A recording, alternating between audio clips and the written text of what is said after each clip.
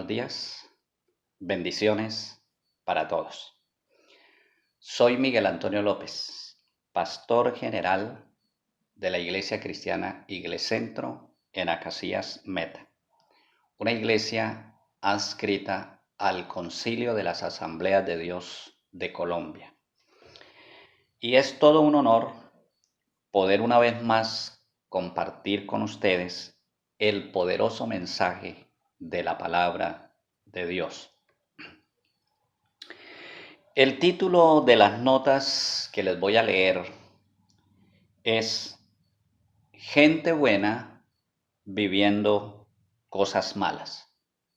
Otra vez, gente buena viviendo cosas malas.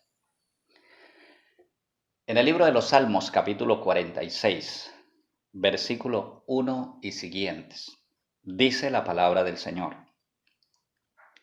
Dios es nuestro amparo y fortaleza, nuestro pronto auxilio en las tribulaciones.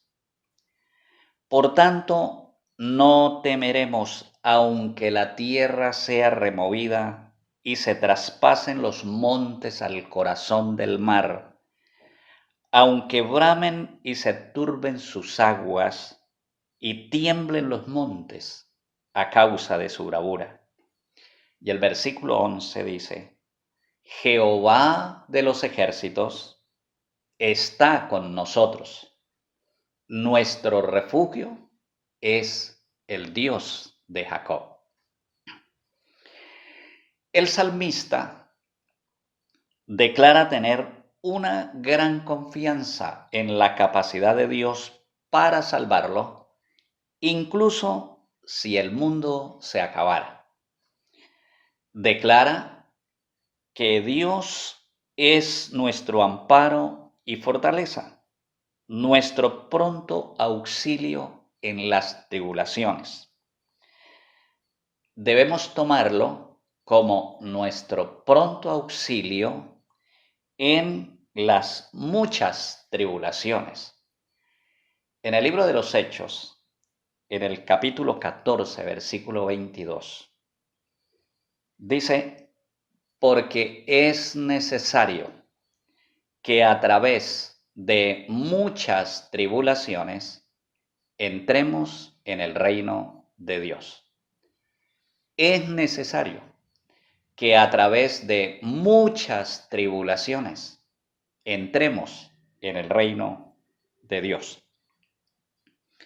El sufrimiento se hace presente en cualquier momento de nuestra vida. Podemos decir que nos encontramos todo el tiempo de nuestra existencia terrenal entre lo bueno y lo malo, entre la vida y la muerte, entre el placer y el sufrimiento. La Biblia nos dice que Job era un hombre bueno.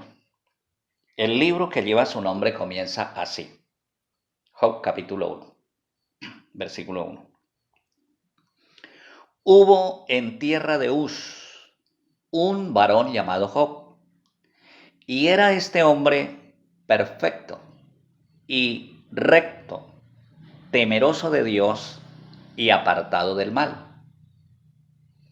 Pero Job, siendo un hombre bueno, le sucedieron cosas malas. El relato del capítulo 1 sigue diciendo que Job perdió sus asnas, sus ovejas, sus bueyes, y le mataron sus criados y sus pastores de rebaños, y murieron sus hijos y sus hijas. Y luego añade, entonces Job se postró en tierra y adoró a Dios, y no atribuyó a Dios despropósito alguno. Hoy, como en todos los tiempos, todavía hay gente buena que le suceden cosas malas. Gente que se está preguntando, ¿por qué permite Dios que sufra tanto? ¿Por qué me ocurren cosas tan trágicas y dolorosas? ¿Por qué me pasa esto a mí? si soy cristiano y trato de hacer las cosas bien. En los minutos siguientes intentaré mostrarles que aunque el cielo no nos da respuestas, sí nos da razones para confiar en un Dios bueno, aunque permite el dolor y el sufrimiento. Y para ser honesto, debo comentarles que conocí un folleto de Ministerios RBC titulado ¿Por qué un Dios bueno permite el sufrimiento? Y de ese folleto he extraído unas pocas cosas de las que mencionaré en mi reflexión. Número 1. Dios permite el dolor y el sufrimiento para advertirnos que algo anda mal. Mira, el dolor físico es una alarma que se dispara en nuestro cuerpo para avisarnos que algo anda mal. Si no fuera así, ni nos daríamos cuenta del peligro, ni nos daríamos cuenta del mal y podríamos morir prematuramente. De la misma manera, Dios puede permitir el dolor y el sufrimiento para alertarnos de cosas que andan mal en el planeta. Trataré de explicarlo. El ser humano cayó en pecado, le dio la espalda a Dios y sometió su voluntad al destructor, el diablo. El diablo trajo maldición, enfermedad y muerte. Trajo la injusticia, la guerra, el cáncer, el SIDA, el odio, la amargura, el hambre, la ruina y la lista sigue. Este cuadro nos ayuda a entender que el hombre sin Dios vive bajo la influencia del maligno. La Escritura dice en primera carta de Juan, capítulo 5, versículo 19, enfáticamente, el mundo entero está bajo el maligno. Satanás y los demonios causan sufrimiento directo a la humanidad.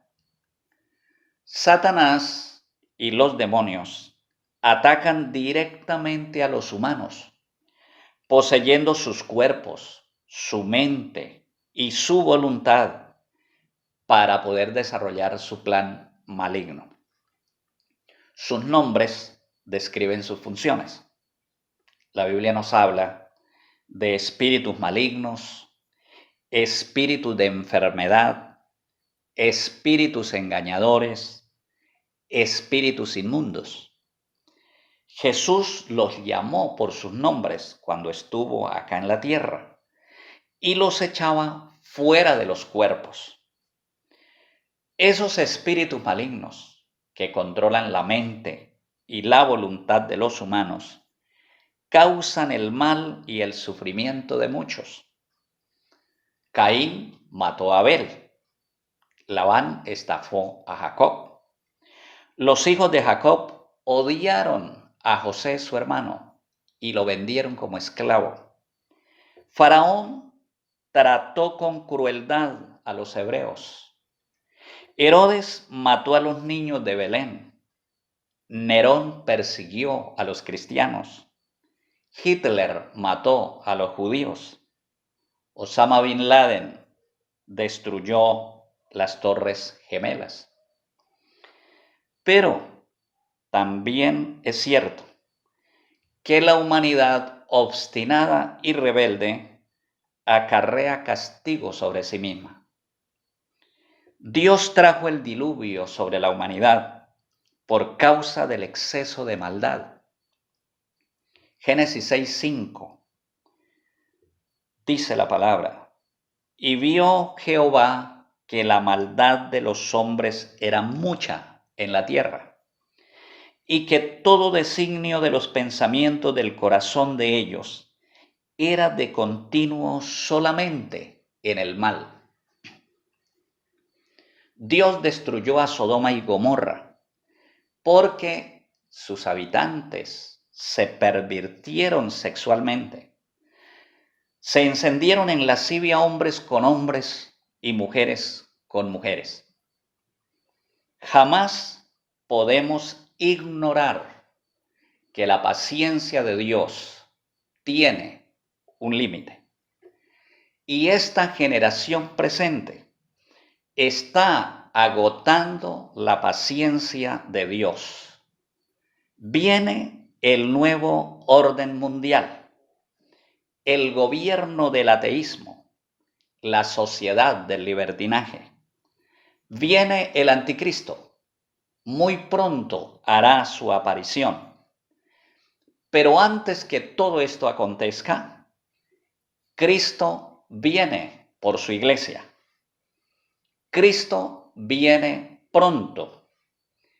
Esa es la esperanza bienaventurada de todos los creyentes en Cristo. Apocalipsis 22:17 nos dice: el Espíritu Santo y la iglesia dicen, ven. Y el que oye, diga, ven. Sí, ven, Señor Jesús. Amén. Número 2. Dios permite el dolor y el sufrimiento para moldear nuestro carácter. Dios actúa para lidiar con nuestras malas conductas y usa el sufrimiento como instrumento formativo de nuestro carácter. El apóstol Pablo nos relata su experiencia. Les leo 2 Corintios, capítulo 12, versículos 7 y siguientes. Para que la grandeza de las revelaciones no me exaltase desmedidamente, me fue dado un aguijón en mi carne, un mensajero de Satanás, para que no me enaltezca sobremanera, respecto a lo cual 3 veces he rogado al Señor que lo quite de mí. Y me ha dicho, bástate mi gracia, porque mi poder se perfecciona en la debilidad. Por tanto, de buena gana me gloriaré más bien en mis debilidades, para que repose sobre mí el poder de Cristo, por lo cual, por amor a Cristo, me gozo en las debilidades, en afrentas, en necesidades, en persecuciones, en angustias, porque cuando soy débil, entonces soy fuerte. Los grandes héroes de la fe no estuvieron exentos de sufrimiento. Por el contrario, por eso fueron llamados o declarados héroes de la fe. Hebreos 11 nos da testimonio de ellos, diciendo, experimentaron vituperios y azotes, y a más de esto prisiones y cárceles. Fueron apedreados, algunos aserrados, puestos a prueba, muertos a filo de espada. Anduvieron de aquí para allá, cubiertos de pieles de ovejas y de cabras, pobres, angustiados, maltratados, errando por los desiertos, por los montes y por las cavernas de la tierra. Los héroes de la fe. Los creyentes sufrimos porque necesitamos ser santificados. La primera carta de Pedro, capítulo 1, versículo 14. Como hijos obedientes, no os conforméis a los deseos que antes teníais, estando en vuestra ignorancia, sino como aquel que os llamó es santo, así también vosotros sed santos en toda vuestra manera de vivir.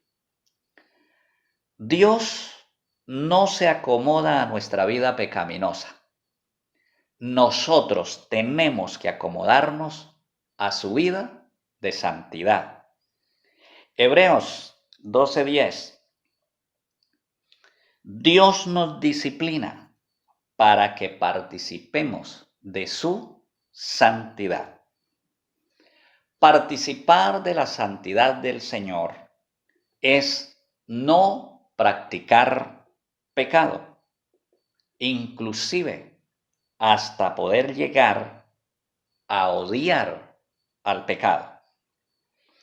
Junto con el castigo por el pecado, Dios deshace lo más estimado del hombre. El salmista David oraba diciendo en el Salmo 39, versículo 10, quita de sobre mí tu plaga. Estoy consumido bajo los golpes de tu mano. Con castigos por el pecado corriges al hombre y deshaces como polilla lo más estimado de él. Lo más estimado del hombre son las cosas que le producen satisfacción, cosas de las cuales el hombre se siente orgulloso. El Señor deshace todo eso y eso produce mucho dolor porque golpea nuestro ego. Primera carta de Pedro, capítulo 1, versículo 7. Nos dice, será sometida a prueba vuestra fe, mucho más preciosa que el oro, el cual, aunque perecedero, se prueba con fuego. Probar el oro significa someterlo a temperaturas muy altas hasta que salga toda la impureza. Santificarnos significa que Dios nos someterá a pruebas muy severas hasta que salga toda la impureza y podamos así llamarnos santos. Número 3. Dios permite el dolor y el sufrimiento para unirnos como cuerpo suyo. El sufrimiento nos permite comprobar que nos necesitamos unos a otros. El apóstol lo describe así. 1 Corintios 12, 26. Vosotros sois el cuerpo de Cristo y miembros cada uno en particular, de manera que si un miembro padece, todos los miembros se duelen con él. Y si un miembro recibe honra, todos los miembros con él se gozan. Los discapacitados somos dependientes de otros. Lo he vivido por problemas neurológicos y de columna. Y gracias a todos aquellos que por muchos años han cuidado de mí. Cuando nos sentimos solos o vivimos crisis emocionales y hasta caemos en estados depresivos, la solidaridad de otros, el acompañamiento de otros, nos inspira a vivir.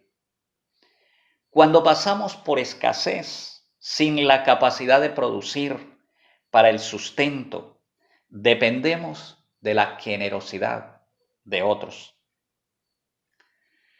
Cuando nuestros hijos, Walter y Viviana, morían en una clínica de Villavicencio a consecuencia del dengue hemorrágico, corrí a una iglesia donde había un grupo de hermanos ayunando y pasé por escrito una petición de oración. Nuestra hija Viviana se mantuvo estable. Nuestro hijo Walter murió a eso de las 10 de la noche. Pero antes de ser trasladado su cuerpo a la morgue, el Señor lo resucitó a eso de las 2 de la mañana. Esta es una de las experiencias más extraordinarias que puede relatar mi hijo. A mediados de abril de este año, mi esposita sufrió un derrame cerebral hemorrágico a consecuencia de una malformación arteriovenosa. Estuvo una semana en unidad de cuidados intensivos y 3 semanas más hospitalizada. Pero entre tanto, la iglesia hacía oración sin cesar por ella. Hoy está recuperada en casa, consciente, con sus sentidos normales, activa y muy atenta al manejo que los médicos le están dando a su caso. Gracias, pero muchas gracias a todos los que oraron por ella. Concluyo. Dios no se ha comprometido a librarnos del sufrimiento, pero sí se ha comprometido a ayudarnos en medio del sufrimiento.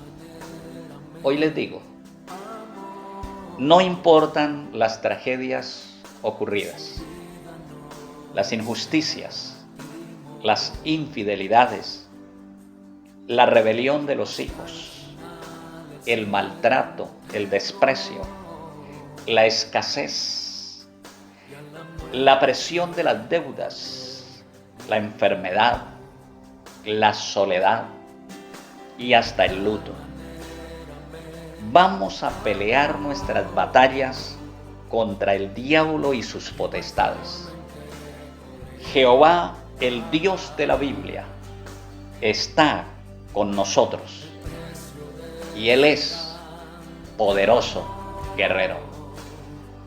Él es nuestro amparo y fortaleza, nuestro pronto auxilio en las tribulaciones. Jesús está vivo y Él es el mismo, ayer, hoy y por los siglos. Amén. Oremos. Señor, sana por favor al que ha estado enfermo. Libera a los oprimidos por el diablo. Establece la familia. Líbranos de la pandemia y permite que la economía se reactive en las naciones que han sido afectadas. Guarda tu iglesia, la niña de tus ojos, la esposa del Cordero. Te lo suplicamos, Padre, en el nombre que es sobre todo nombre, en el nombre de Jesús de Nazaret.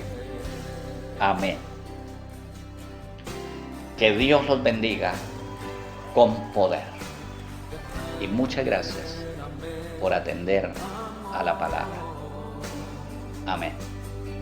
Que su vida no escatimó hasta el final.